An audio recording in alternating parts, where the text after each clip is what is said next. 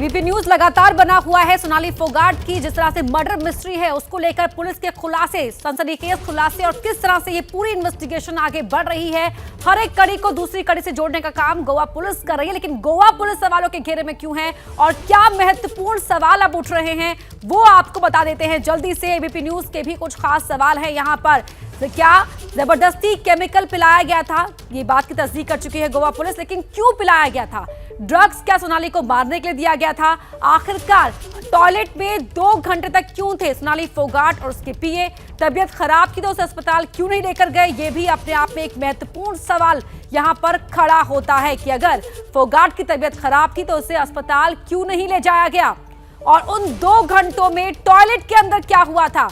क्या गोवा पुलिस ने अपनी जांच में ढिलाई बरती? सोनाली की हत्या के लिए क्या उसे ड्रग्स दिया गया था? क्योंकि इस बात की तस्दीक कर दी गई है कि उसे अपने उन आखिरी घंटों में एमडीएमए ड्रग्स दिया गया था। तबीयत खराब होने पर सोनाली को उसका पीए अस्पताल क्यों नहीं ले गए? सोनाली की मौत का पूरा सच क्या है? ये सवाल ऐसे हैं जिनके जवाब मिलना अभी बाकी है। मृत्युंजय हमारे सहयोगी गोवा से जुड़े हुए हैं, साथ ही मनोज और अभिषेक उपाध्याय को भी आप टीवी स्क्रीन पर देख पा रहे होंगे। मृत्युंजय, पहले मैं आपका रुख करना चाहूंगी।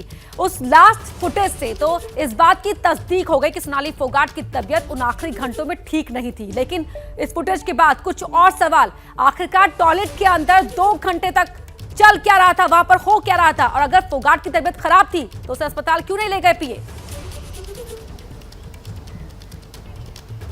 जी बिल्कुल, निश्चित तौर पर यही बड़ा सवाल है कि अगर सोनाली फोगाट की तबीयत खराब थी, वो चलने की स्थिति में नहीं थी, लड़खड़ा रही थी, तो उसे अस्पताल क्यों नहीं ले जाया गया, बल्कि लेडीज़ टॉयलेट में क्यों ले जाया गया? और लेडीज़ टॉयलेट में जहां पर सोनाली फोगाट और सुधीर सांगवान, सुखविंदर, ये 3 ही लोग उस टॉयलेट में थे।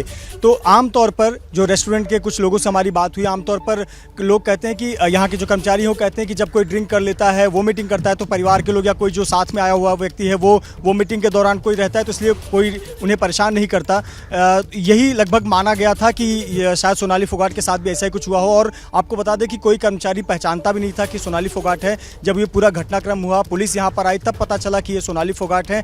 लेकिन ये बहुत महत्वपूर्ण सवाल है कि आखिरकार उस 2 घंटे तक लेडीज टॉयलेट में हुआ क्या? पुलिस भी इसी बात की जांच कर रही है। चूंकि अब तक पुलिस के पास में कस्टडी नहीं है, आज आरोपियों को कोर्ट में पेश किया जाएगा जहां कस्टडी की मांग की जाएगी, और जब एक बार कस्टडी हाथ में आ जाएगी तो उसके बाद इन आरोपियों से पूछताछ किया जाएगा और ये कड़ियां जोड़ी जाएंगी कि आखिरकार 2 घंटे तक क्या किया जा रहा था, क्या कोई अप्रिय घटना हुई। जैसा कि शक जताया है सोनाली फोगाट के परिवार के लोगों ने, रेप की आशंका जताई है, तो क्या ऐसी कोई घटना हुई? ये तमाम चीज़ें जो हैं वो फॉरेंसिक रिपोर्ट में भी सामने आएंगी और पूछताछ में भी सामने आएंगी। तो कहीं ना कहीं इन कड़ियों को जोड़ने का काम गोवा पुलिस कर रही है।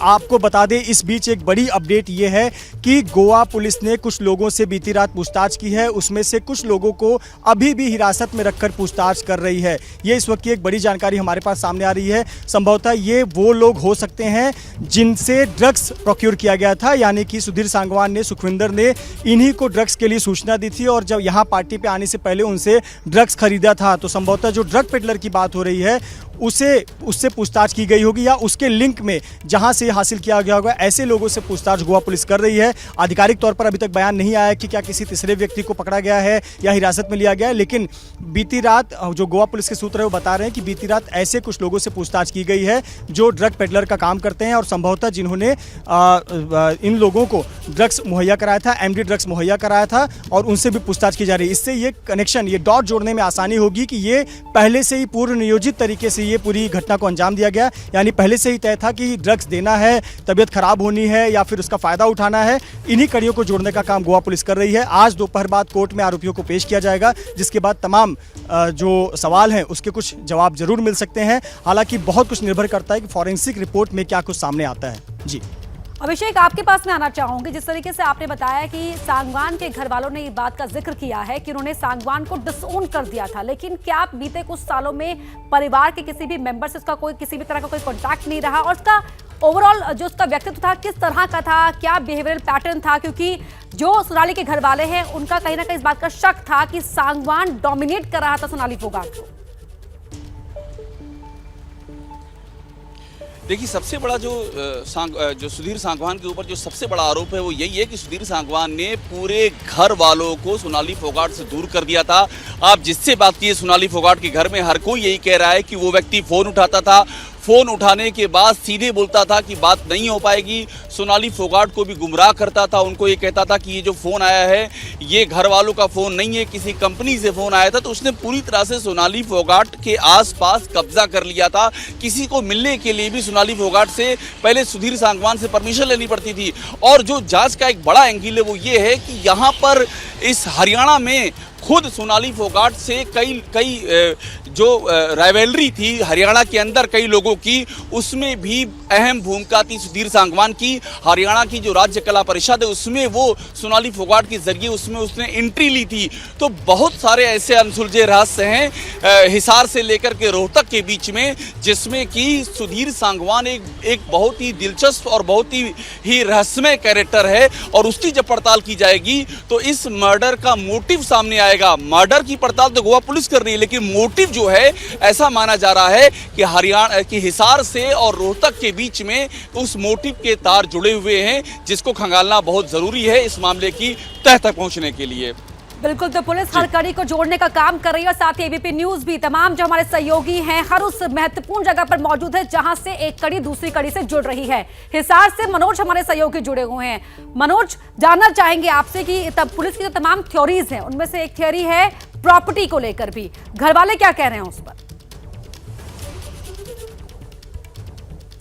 जी बिल्कुल, देखिए इस वक्त परिवार के एक सदस्य हमारे साथ मौजूद हैं। सोनाली फोगाट के जो जेठ हैं वो हमारे साथ मौजूद हैं, उनसे बात करते हैं। कुलदीप जी, आपको क्या लगता है कि किस वजह से सोनाली की हत्या की गई है? इसमें सांगवान का नाम सामने आ रहा है। सांगवान उनके साथ रहता था, ये ड्राइवर के तौर पे आया था, वो नौकरी तनख्वाह लेता था, नौकरी करता था। फिर उसने आस्ता आस्ता सोनाली को विश्वास जिता के और वो पीए का रूप धारण कर लिया, उसने पीए बन गया। फिर वो अपने आदमी रखने लग गया, सारा उसको चारों तरफ से घेर लिया। प्रॉपर्टी के चक्कर में उसको पता था भाई इतनी प्रॉपर्टी है इसको, और घर वालों को मिलने नहीं देता था, घर वालों से बातें नहीं होने देता था, और सब कुछ अपने नाम करवाना चाहता था। ये मर्डर जो किया है ये प्रॉपर्टी हड़प करने के लिए किया है। ये मेन उसकी यही साजिश थी। 2019 में वो साथ लगा था, परी प्लान के साथ लगा था वो, भाई आस्ता आस्ता मैं अपने फेवर में करके इसको प्रॉपर्टी नाम कर लूँगा, अगर ये कराएगी तो ठीक है, नहीं मैं इसका मर्डर करके करा लूँगा अपने नाम में। तो ये इसी वजह से मर्डर हुआ है। सर, क्या बीच में कभी आप लोगों को ऐसा नहीं लगा कि ये कोई साजिश कर रहा है सुधीर सांगवान? इसका तो जब पता चले ना, हमारे को तो कट ऑफ ही कर दिया था। वो उसने इतना उसको बस में कर लिया था कि वो हमारे को मिलने ही नहीं देता था, परिवार वालों को, किसी को। परिवार वाले तो उसके नज़दीक ही नहीं आने देते थे। जिस तरीके से सोनाली ने आखिरी बार अपनी माँ को फ़ोन किया था, बताया जा रहा है, उसने कहा था कि मेरी तबीयत ठीक नहीं लग रही है, तो क्या कभी बीच में माँ को नहीं बताया सोनाली ने कि मेरे साथ कुछ साजिश चल रही है? तो आती रहती थी, तो साजिश का तो पता ही नहीं था ना, इतना फेथ था उसके ऊपर भी ये मेरे साथ ये भी कर सकता है क्या। उसने पहले अपनी सिस्टर के पास फ़ोन करा 9:30 बजे, बोला मेरे को खाने में कुछ मिला के दिया जा रहा है जो मेरे हाथ पैर सुन्न हो रहे हैं और सिर में चक्कर आ रहे हैं। फिर उसकी बाद में 10:30 बजे उसने अपनी माँ के पास फ़ोन किया, बोला मम्मी मैं तो गलत फंस चुकी हूँ, और बोला मैं आके बताऊँगी, 2 दिन में आऊँगी जब पता करूँगी। बोला मैं अब तो कुछ कह नहीं सकती। और वो इतने में वो जो सुधीर गया हुआ था वो पीछे आ गया, वो पता नहीं क्या दबाव दिया, वो फ़ोन काट दिया जब। फिर उसके बावजूद वो उसको वहाँ ले गए हैं, ये जहाँ पे यानी कि ड्रग्स वगैरह दी है उस क्लब में, जिस क्लब में भी लेके गए हैं, वहाँ क्लब में लेके गए हैं, वहाँ ड्रग्स दी है, पॉइजन दिया गया है। फिर 3-3.5 घंटे 2-3x3 का बाथरूम था या 3-4 मगा था, वो तो क्लिप आने लग रही है, उसकी टीवी पे चलने लग रही है। 3.5-4 घंटे उसमें रखा, फिर देखा उसने नहीं मरी, तो कोई बॉक्सर था उसके साथ, वो बॉक्सर को पता होता है कहाँ भी चोट मारे वहाँ मर जाए। फिर उसके चोट मारी गई, चोट मारने के बाद वो मर गई। मरने के बाद उसको हॉस्पिटल में ले जाया गया, हॉस्पिटल में यानी कि मृत तो थी वो, उनका प्री प्लान था भी मरने के बाद हॉस्पिटल में ले जाएंगे, बोला इसको हार्ट अटैक में बदल देंगे। उनको ये सोचा इतनी दूर कौन आएगा भाई गोवा, और इसको यानी कि वो डेड बॉडी ले जाएंगे, कह देंगे हार्ट अटैक हो गया, तेरे पे कोई शक नहीं करेगा, यही करूँगा। आपको क्या लगता है कि इस पूरी साजिश के अंदर सुधीर सांगवान और उसका साथी शामिल है या कोई और लोग भी इसके अंदर हो सकते हैं, और क्या कोई राजनीतिक एंगल भी हो सकता है इसका?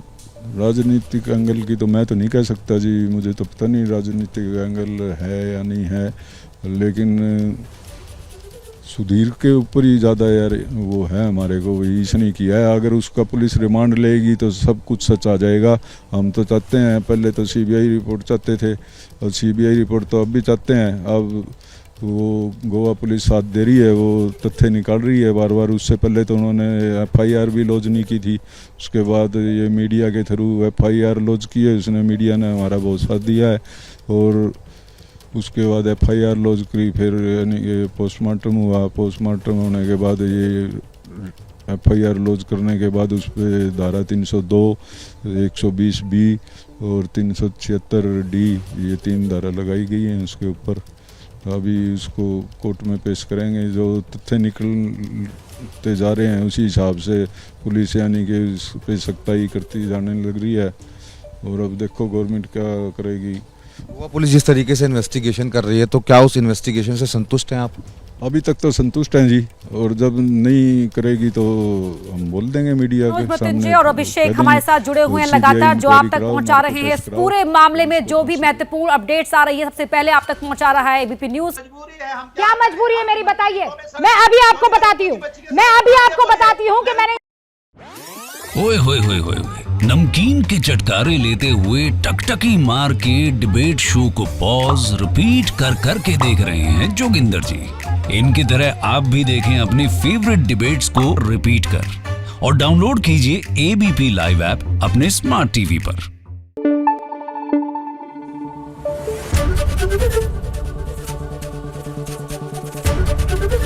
एबीपी न्यूज आपको रखे आगे।